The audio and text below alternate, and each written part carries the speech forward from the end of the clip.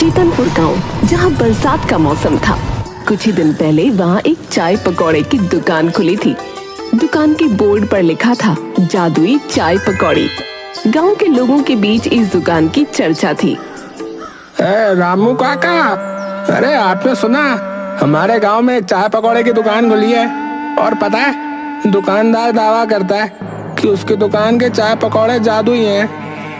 हाँ संतोष, सुना तो मैंने भी है भाई। तो फिर चले काका? हाँ हाँ चल। वैसे भी मौसम बड़ा अच्छा हो रहा है भाई। है देखो, बादल गरज रहे हैं, चिड़िया चहक रही है। ऐसे मौसम में चाय पकौड़े मिल जाए तो भैया आहा मजा ही कुछ और है। चल चल चल। दोनों बातचीत करते हुए उस दुकान तक पहुंच जाते हैं। नमस्ते, आपका इस जादुई चाय पकौड़े वाले की दुकान में स्वागत है। आप मेरी कौन सी चाय पीना चाहेंगे? जादुई लाल चाय, जादुई मसाला चाय, जादुई मलाई चाय, जादुई कड़क चाय, जादुई अदरक वाली चाय? अरे बस बस भैया बस, आप पहले ये बताइए कि आपकी चाय जो है वो जादुई कैसे है भैया? कैसे हो गई जादुई ये? वो तो पीने के बाद ही पता चलेगा। दुकानदार दोनों के लिए चाय बनाने लगता है और साथ में पकौड़े तलने लगता है। इधर रामू काका संतोष से कहती है, संतोष, इसके चाय पकौड़े खाकर हम जो है कहीं दूसरी दुनिया में तो नहीं चले जाएंगे ना भैया? क्या पता काका, ये तो चाय पकौड़े खाने के बाद ही पता चलेगा। दुकानदार, जिसका नाम प्रेमचंद था, वो दोनों के लिए चाय पकौड़े परोस देता है, जिसे खाकर रामू काका और संतोष मस्त मौला हो जाते हैं। काका, लगता है हम दूसरी दुनिया में पहुंच गए। कैसे? पता नहीं, मुझे तो बड़ा मजा आ रहा है, नाचने का मन कर रहा है। आप मेरे लिए जो है गाना गाइए ना, गाइए। प्रेमचंद अपनी दुकान में बैठा इस दृश्य का आनंद ले रहा था। इधर रामू काका और संतोष नाच गान में लगे थे। हाँ हाँ जरूर। कौन सा गाना गाऊं? हाँ हाँ हाँ, मेरा फेवरेट। बंगला मोटर कार दिला दे, एक नहीं दो चार दिला दे, थोड़ी सी तो। कैसे कैसों को दिया है, ऐसे वैसों को दिया है, मुझको भी तो लिपट करा दे, थोड़ी सी तो लिपट करा दे। दोनों का नाच गाना देखकर वहाँ पर कई सारे लोग इकट्ठा हो गए। वैसे तो बारिश की वजह से गांव का माहौल ठंडा था, लेकिन प्रेमचंद की दुकान का माहौल बिल्कुल गर्म था। बहुत जल्द प्रेमचंद पूरे गांव में जादुई चाय पकौड़े वाले के नाम से बहुत प्रसिद्ध हो गया। उसके जादुई चाय पकौड़ों की चर्चा दूर दूर तक थी। संतोष और रामू काका तो प्रेमचंद के रोजाना के ग्राहक बन गए थे। प्रेमचंद, जरा मेरे लिए एक प्लेट पकौड़े लगा दे भाई, और एक कड़क चाय बना देना। अच्छा। क्या बात है रामू काका, आज आपके साथ संतोष नहीं आया? सब कुछ ठीक तो है ना? कुछ ठीक नहीं है, तभी तो तेरी दुकान पर आया हूँ। आजकल व्यापार में बहुत नुकसान हो रहा है, इसलिए थोड़ा दुखी हूँ। सोचा तेरी चाय पीकर मन खुश हो जाएगा भाई। फिर तो आपने बहुत अच्छा किया जो यहाँ चले आए। मैं अभी आपको गर्मा गर्म चाय बना कर देता हूँ। प्रेमचंद रामू काका को चाय बनाकर देता है। चाय पीकर रामू काका का दिल खुश हो जाता है।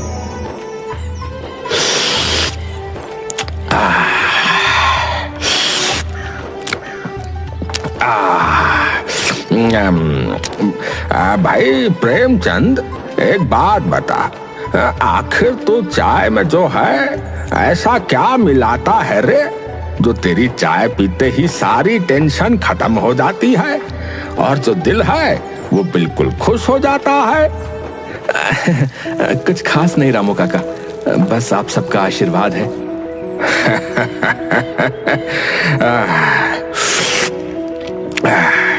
भाई तू चाय के साथ जो है बातें से भी अच्छी बना लेता है। ठीक है, अब मैं चलता हूँ। है ये ले पैसे पकड़। हाँ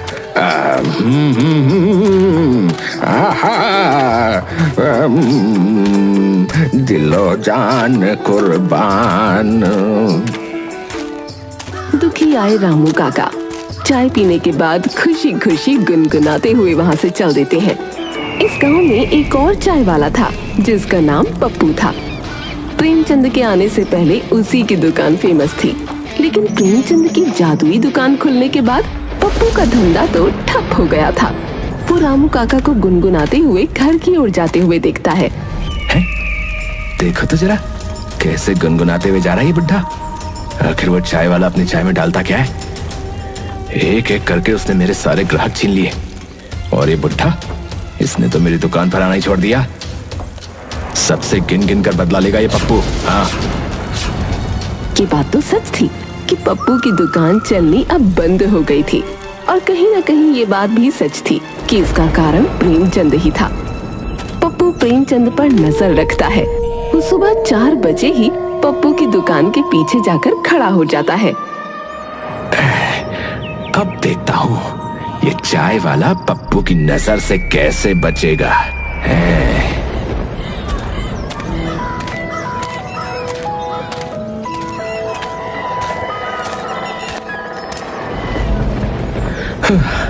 अरे बाबा, आज तो बहुत देर हो गई। जल्दी से सारी तैयारी कर लेता हूँ। 1 घंटे में ग्राहक भी आने शुरू हो जाएंगे। अरे लगता है मैं तो अपनी भांग की पोटली घर ही छोड़ आया।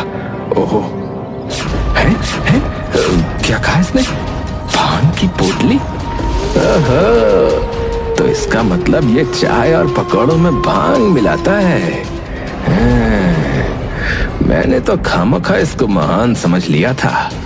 इस तरह तो महान मैं भी बन सकता हूँ। अब देख चाय वाले, पप्पू तेरी छुट्टी कैसे करता है। पप्पू खुश होता हुआ वहाँ से चला जाता है। प्रेमचंद जल्दी से अपने घर से भांग की पोटली ले आता है और चाय बनाने वाले दूध में भांग की बहुत कम मात्रा डाल देता है, और साथ में पकौड़े बनाने वाले बेसन में भी। अब इतना बहुत है। हाँ, अब जल्दी से सारी तैयारी कर लेता हूँ। अरे बिरजू, आज इतनी सुबह सुबह कैसे आना हुआ? अरे क्या कहूँ प्रेमचंद भाई, सुबह सुबह जो है पत्नी से झगड़ा हो गया। चप्पल खा ली मैंने, फिर कहने लगी कि चाय नहीं बनाऊंगी, तो मैं तेरी दुकान पर आ गया भैया। अच्छा, तो भाभी का मूड खराब है। एक काम करो, अपने साथ भाभी के लिए भी ये चाय पकौड़े ले जाओ। भाभी का मूड सुधर जाएगा, देखना। बात तो तुमने बिल्कुल सही कही है। एक काम करो यार, मेरा भी पैक ही कर दो। तुम्हारी भाभी के साथ ही नाश्ता करूंगा अब तो। प्रेमचंद बिरजू के लिए चाय और पकौड़े पैक कर देता है। बिरजू घर पहुंचता है तो उसकी पत्नी गुस्से में कहती है, आ गए? किसने कहा था वापस आने के लिए? जब तक तुम मेरे लिए बगल वाली विमला की तरह कानों के झुमके खरीद कर नहीं ला देते, तब तक इस घर में कदम रखने की कोई जरूरत नहीं है। अरे भगवान, अरे देखो तो सही तरीक। बाहर बारिश का मौसम हो रहा है, काली काली बदरिया छा रही है? पक्षी देखो कैसे हवा में उड़ रहे हैं। और मैं इसीलिए तुम्हारे लिए जो है ये चाय पकौड़े लाया हूँ। भूखे इंसान को गुस्सा जरा ज्यादा आता है ना। तो लो, पहले खा लो, खाने के बाद फिर तसल्ली से झगड़ा कर लेंगे। हैं? लो खाओ। बिरजू की पत्नी को उसकी बात सही लगी। वो दोनों आराम से चाय और नाश्ता करते हैं। थोड़ी देर बाद, ए जी, एक बात कहूं? मैं सांस लेती हूँ, तेरी खुशबू आती है, एक महका महका सा पैगाम लाती है। मेरे दिल की धड़कन भी तेरे गीत गाती है।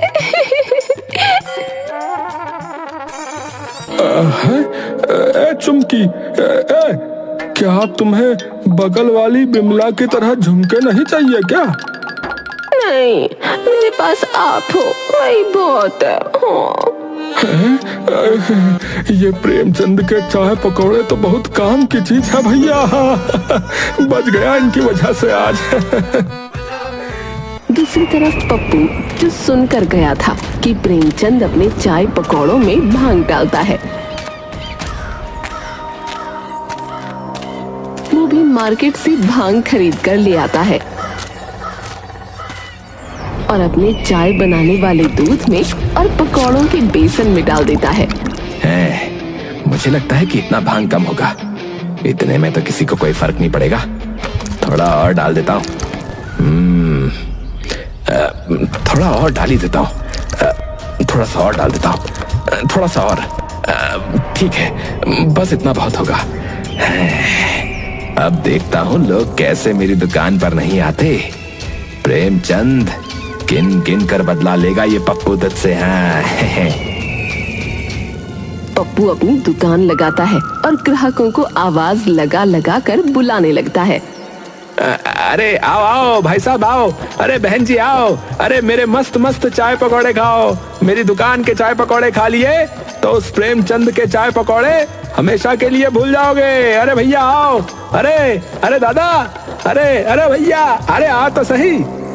हाँ? अरे पप्पू, तू अपनी बराबरी कर भी रहा है तो उस जादुई चाय वाले से भाई। तुझे पता भी है उसके चाय पकौड़े में जो है जादू है भैया, जादू। हाँ, बड़ा जादू है। जादू के नाम पे भांग डाल देता है। क्या कहा तूने? भांग? नहीं नहीं, मैंने ऐसा कब कहा? आप एक बार स्वाद तो चखिए, अगर पसंद नहीं आया तो पैसे नहीं दीजिएगा। हाँ। अच्छा, पैसे नहीं दूंगा। ठीक है, अगर ऐसा है तो ला एक कप चाय पिला और जरा जो है एक कप प्लेट जो है पकौड़े भी लगा देना। अच्छा, अभी लगाता हूँ। अब देखता हूँ वो चाय वाला प्रेमचंद मेरी बराबरी कैसे करता है। ये लीजिए आपकी चाय और ये एक प्लेट पकौड़े। वो आदमी चाय पकौड़े खाने की शुरुआत करता ही है कि तभी वहाँ रामू काका और संतोष आ जाते हैं। क्या बात है मोहन, आज यहाँ चाय पकौड़े खा रहे हो? हम तो प्रेमचंद की दुकान पे जा रहे हैं। अरे ये कह रहा है कि इसके चाय पकौड़े प्रेमचंद के चाय पकौड़े से ज्यादा अच्छे हैं और ये जो है दावा भी कर रहा है कि अगर हमें पसंद नहीं आया तो ये पैसे नहीं लेगा। हाँ, फ्री की बात है तो है, खाने बैठ गया। मैं तो कहता हूँ तुम भी आ जाओ भैया, आ जाओ। मोहन की बात सुनकर रामू काका और संतोष भी पप्पू की दुकान पर ही चाय पकौड़े खाने के लिए बैठ जाते हैं। ला भाई, हमारा भी चाय पकौड़ा लगा जरा। पप्पू खुशी खुशी सबको चाय पकौड़े दे देता है।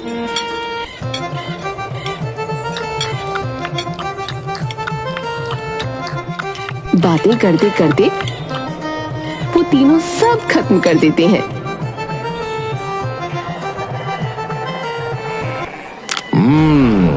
स्वादिष्ट तो थे, लेकिन जो है प्रेमचंद वाली बात नहीं थी। हाँ, साफ कह देते हैं, लेकिन मतलब बात सही है। काका मेरा सर घूम रहा है। आपका भी सर घूम रहा है क्या? वो सब तो ठीक है, लेकिन तुम इतना हंस क्यों रहे हो भाई? है क्यों हंस रहे हो तुम इतना?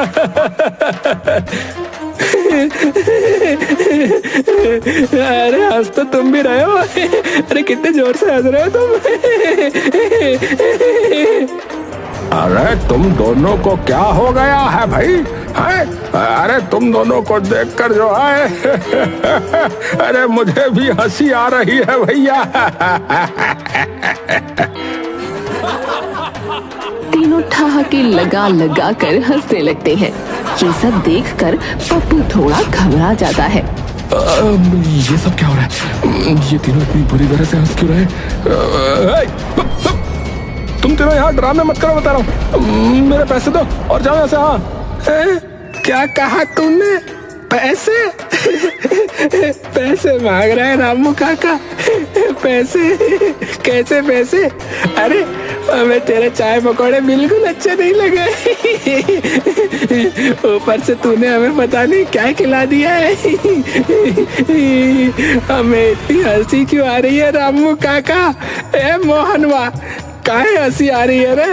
ए तू ही बता पप्पू, क्यों हंसी आ रही है हमको इतनी? बता ना। घबरा कर किसी तरह पप्पू तीनों को उनके घर छोड़कर आता है। संतोष की पत्नी कहती है, जी आप तो ठीक से खड़े भी नहीं हो पा रहे, क्या आप नशा करके आए हैं क्या? नहीं तो, बिल्कुल नहीं, बिल्कुल नहीं किया नशा। मैंने कोई नशा नहीं किया। वो तो हमने पप्पू की दुकान से चाय और पकोड़े खाए थे। कोई नशा नहीं किया। मैं तो गया ही नहीं ठेके पर। लेकिन आप रो क्यों रहे हैं? पता नहीं, बहुत रोना आ रहा है मुझे।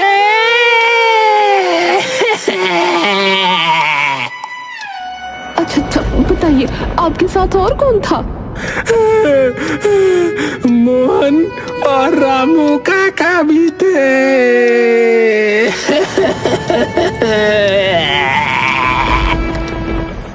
संतोष की पत्नी बहुत चालाक औरत थी। वो मोहन और रामू काका के घर जाती है और उन दोनों की पत्नियों को भी इकट्ठा करके पप्पू की दुकान पर जाती है। अरे ओ पप्पू, बाहर निकल। तूने हम तीनों के पतियों को ऐसा क्या खिला दिया जो वो ठीक से खड़े भी ना हो पा रहे? तुझे तो हम छोड़ेंगे नहीं। तीनों अपनी चप्पलें निकाल के पप्पू की धुलाई करने लगती हैं। अरे बचाओ, अरे कोई मुझे बचाओ भाई, अरे कोई मुझे इस काली दुर्गा सरस्वती से बचाओ। पप्पू अपनी जान बचाकर भाग रहा था और वहीं वो तीनों पप्पू के पीछे पड़ी थी।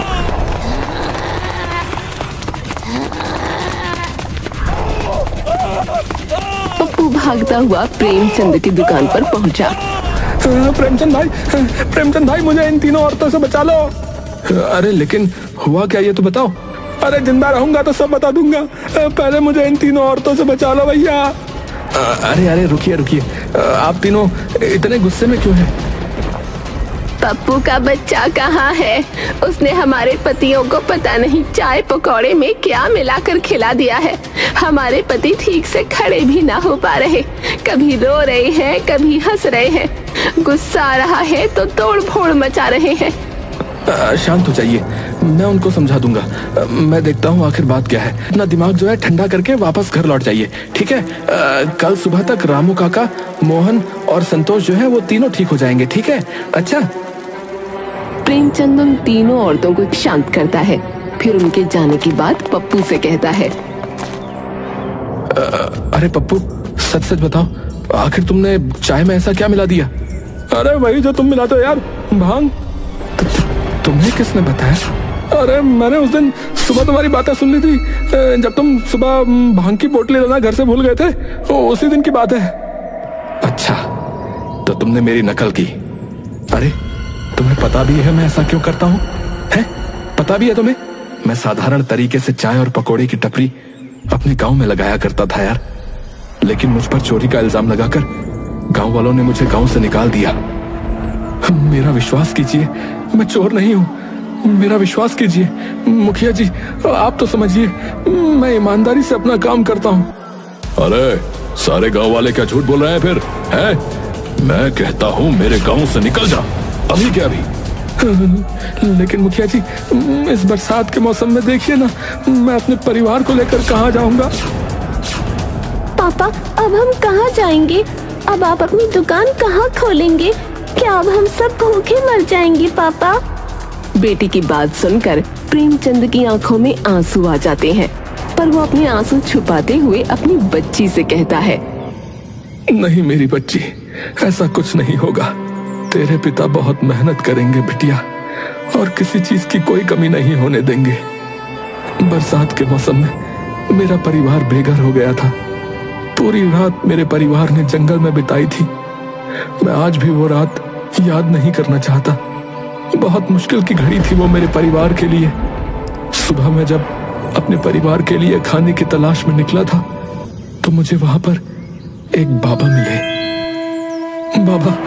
बाबा, मेरा परिवार रोड पर आ गया है बाबा। मुझे उस गलती की सजा मिल रही है जो गलती मैंने की नहीं। बाबा, मेरी मदद कीजिए बाबा जी। बेटा, मैं तेरी समस्या को समझ सकता हूं, परंतु मैं कोई भगवान नहीं हूं जो कोई चमत्कार कर दूं। हाँ, परंतु मैं तुझे एक भभूति देता हूं। तू एक काम करना, तो उसे भांग की पत्तियों के साथ अपने चाय पकौड़ों में मिलाकर दुकान लगाना। यह भभूति लोगों के दुखी जीवन और कष्टों को दूर करेगी। बाकी अपने परिवार की नैया तुझे स्वयं चलानी होगी बेटा। जी बाबा जी, धन्यवाद बाबा जी, धन्यवाद। मैंने उन बाबा जी से मात्र मदद मांगी थी। मैं नहीं जानता कि वो मेरे बारे में इतना सब कुछ पहले से कैसे जानते थे, परंतु उनकी बातों से मुझ में बहुत आत्मविश्वास आया। मैं अपने परिवार को लेकर फिर इस गांव में आ गया और अपनी सारी जमा पूंजी इस दुकान में लगा दी। बस यही राज है मेरा। तेरी कहानी तो बहुत तेरी कहानी सुनकर बहुत दुख हुआ दोस्त। मुझे साथ ही माफ भी कर देना दोस्त। मैंने बिना तुम्हारे बारे में जाने तुम्हें गलत समझा। उस भभूति को भांग के साथ इस्तेमाल करना था, इसलिए मैं उसे भांग कहता था और तुमने गलत समझ लिया। अरे तो मैं भी क्या करता, तुम अच्छे से जानते हो, तुम्हारी वजह से मेरी दुकान बिल्कुल ठप हो गई है। मेरा भी तो परिवार है ना, मैं भी अपने परिवार में इकलौता कमाने वाला हूं। अब मैं समझता हूं दोस्त, क्यों ना ऐसा करें कि हम दोनों साथ मिलकर काम करें। बदले में तुम ये मेरा राज किसी को भी मत बताना। बाकी हमें जो भी मुनाफा होगा हम ईमानदारी से आधा आधा बांट लेंगे। पप्पू प्रेमचंद के सौदे से बहुत खुश होता है और अब वो दोनों पार्टनरशिप में दुकान चलाने लगते हैं। और ये राज कि प्रेमचंद अपने पकौड़े और चाय में क्या मिलाता है, राज ही रह जाता है। पूरे गांव के लोग अभी भी उनकी दुकान पर आते हैं, जादुई चाय पकौड़ों का लुत्फ उठाते हैं।